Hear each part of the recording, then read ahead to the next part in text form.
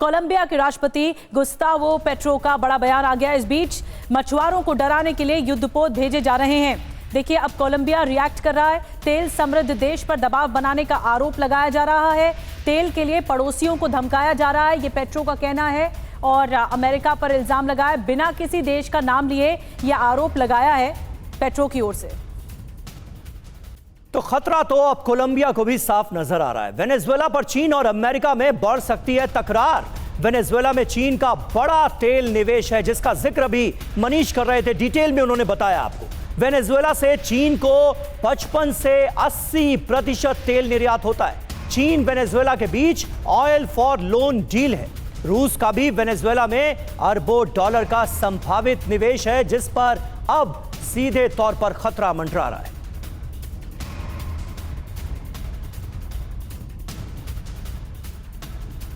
और यहां पर आपके लिए समझना बहुत जरूरी है कि कैसे असली खेल तेल का ही है। वेनेजुएला के पास कितना तेल है आपको बताते हैं। दुनिया का सबसे बड़ा ऑयल रिजर्व इसी वेनेजुएला के पास है। सऊदी अरब, कनाडा भी वेनेजुएला से पीछे हैं। सऊदी अरब के पास 267 बिलियन बैरल कच्चा तेल है। कनाडा के पास 171 बिलियन बैरल कच्चा तेल है, लेकिन वेनेजुएला के पास सबसे ज्यादा। लेकिन तेल ज्यादा है और उत्पादन कम है। मौजूदा तेल उत्पादन क्षमता 10 साल पहले की क्षमता दिखाई देती है।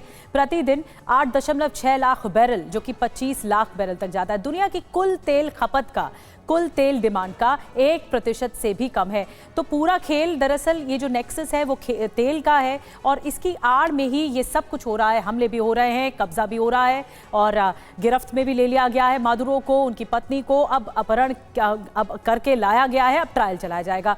लेकिन मिस्टर श्रीवास्तव, मैं आपसे एक चीज़ और समझना चाह रही हूँ। मिनरल्स तो कई देशों में रिच हैं, जैसे कि एनरिचमेंट लैटिन अमेरिका के कई देश हैं जिसमें रिच हैं। वन फाइन डे अमेरिका को ये फिर एहसास होता है कि वेनेजुएला को तो कब्जे में ले लिया है, अब लैटिन अमेरिका के कुछ और देश हैं जो हमारी बात नहीं मान रहे हैं। तो क्या कल को वो वहाँ पर भी हमला कर देंगे और फिर वो वजह बताएंगे कि यहाँ पर कोई और वजह थी या और क्राइम चल रहा था, उसे कंट्रोल करना था। दरअसल खेल तेल के लिए ये सब किया जा रहा है अमेरिका की ओर से, और ये बात सामने रख भी दी है ट्रंप के जरिए। लेकिन क्या आपको लगता है इसकी आड़ में अब बाकी लैटिन अमेरिकी देशों को भी निशाना बनाया जाएगा? देखिए, अगर ट्रंप की राजनीति को समझे तो एक लाइन में समझिए, माई वे और हाईवे।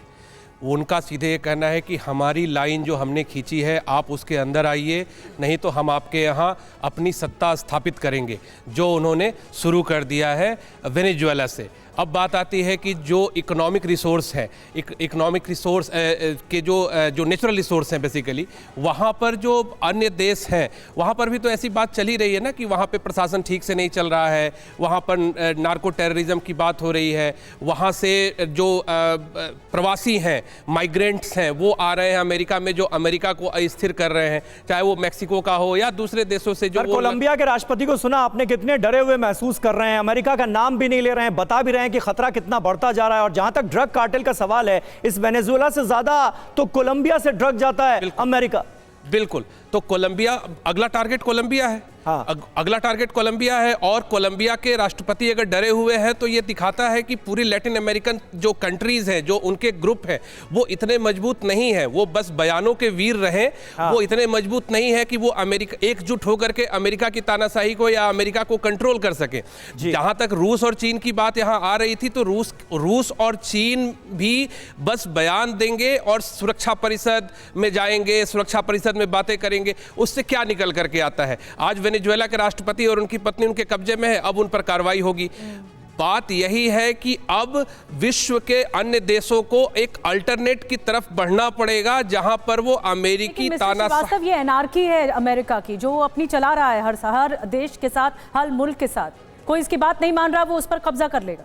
बिल्कुल, इसीलिए तो कहा जा रहा है कि इस एनार्की के खिलाफ कुछ तो जो ये बचे हुए देश हैं, जिनके पास एक शक्ति है, जिनके पास एक नैतिक बल है, वो आगे आकर के अब एक ऐसी स्ट्रक्चर का निर्माण करना होगा जहां पर हम अमेरिका को दबाव में ला सके। आप जो कह रहे हैं बिल्कुल सही है, होना तो यही चाहिए, लेकिन होगा, इसे लेकर बहुत सारे सवाल हैं, क्योंकि अभी मौजूदा परिस्थितियों को देखते हुए ये मुमकिन तो नजर आ नहीं रहा है। चिली के राष्ट्रपति गैब्रियल बोरिक ने कहा है कि आज वेनेजुएला, कल कोई और होगा।